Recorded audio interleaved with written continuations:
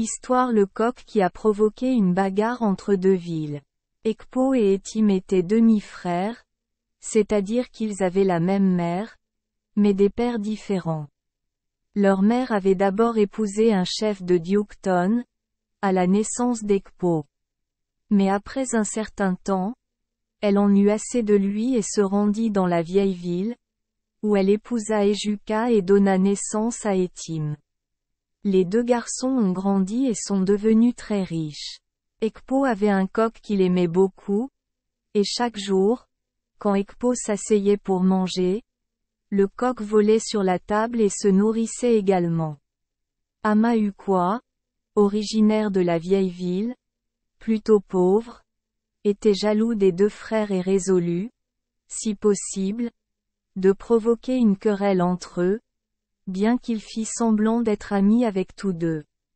Un jour, Ekpo, le frère aîné, donna un grand dîner auquel Etim et bien d'autres personnes furent invités. Amaukwa était également présente. Un très bon dîner a été préparé pour les invités et beaucoup de vin de palme a été fourni. Lorsqu'ils eurent commencé à se nourrir, le coq s'envola vers la table et commença à se nourrir de l'assiette d'Etim. Etim dit alors à l'un de ses serviteurs de saisir le coq et de l'attacher dans la maison jusqu'à la fin du festin. Le serviteur porta donc le coq jusqu'à la maison d'Etim et l'attacha pour plus de sécurité. Après avoir beaucoup mangé et bu, Etim est rentré chez lui tard dans la nuit avec son ami Amaukwa, et juste avant d'aller se coucher, Amaukwa a vu la bite d'Ekpo ligotée. Tôt le matin, il se rendit chez Ekpo, qui le reçut avec plaisir. Vers 8 heures, alors qu'il était temps pour Ekpo de prendre son repas du matin, il remarqua que son coq de compagnie avait disparu. Lorsqu'il remarqua son absence, Amaukwa lui dit que son frère s'était emparé du coq la veille au soir pendant le dîner et qu'il allait le tuer, histoire de voir ce que ferait Ekpo. Quand Ekpo entendit cela, il fut très vexé et renvoya Amaukwa chez son frère pour lui demander de lui rendre le coq immédiatement. Au lieu de transmettre le message comme on lui avait demandé, Amaukwa dit à Etim que son frère aîné était tellement en colère contre lui pour lui avoir enlevé son ami, le coq, qu'il allait le combattre, et qu'il avait envoyé Amaukwa exprès pour déclarer la guerre entre les deux hommes. Les deux villes. Etim a alors dit à Amaukwa de retourner à Ekpo et de lui dire qu'il serait prêt à tout ce que son frère pourrait faire. Amaukwa a alors conseillé à Ekpo d'appeler tous ces gens de leur ferme, car Etim l'attaquerait, et à son retour, il a conseillé à Etim de faire de même. Il a ensuite fixé un jour pour que le combat ait lieu entre les deux frères et leur peuple. Etim a ensuite fait marcher ses hommes de l'autre côté du ruisseau et a attendu son frère.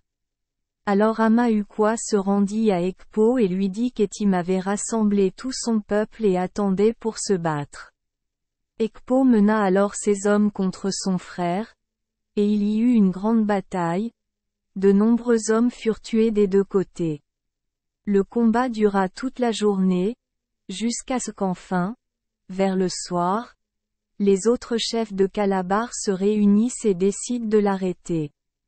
Ils rassemblèrent donc les hommes d'Egbo et les envoyèrent avec leurs tambours, et finalement le combat cessa.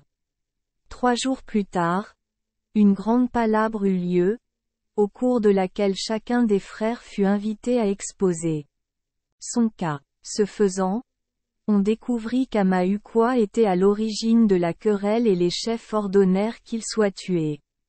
Son père, qui était un homme riche, proposa aux Egbo de donner 5000 verges, 5 vaches et 7 esclaves pour racheter son fils, mais ils décidèrent de refuser son offre. Le lendemain, après avoir été sévèrement fouetté, il a été laissé 24 heures attaché à un arbre, et le lendemain, sa tête a été coupée. Ekpo reçut alors l'ordre de tuer son coq de compagnie. afin que cela ne cause plus de problèmes entre lui et son frère, et une loi fut adoptée selon laquelle, à l'avenir, personne ne devrait garder un coq de compagnie ou tout autre animal apprivoisé. Merci les enfants des Esperluette Croisillon 39. Avoir écouté des contes de fées au jour Esperluette Croisillon 39. 8.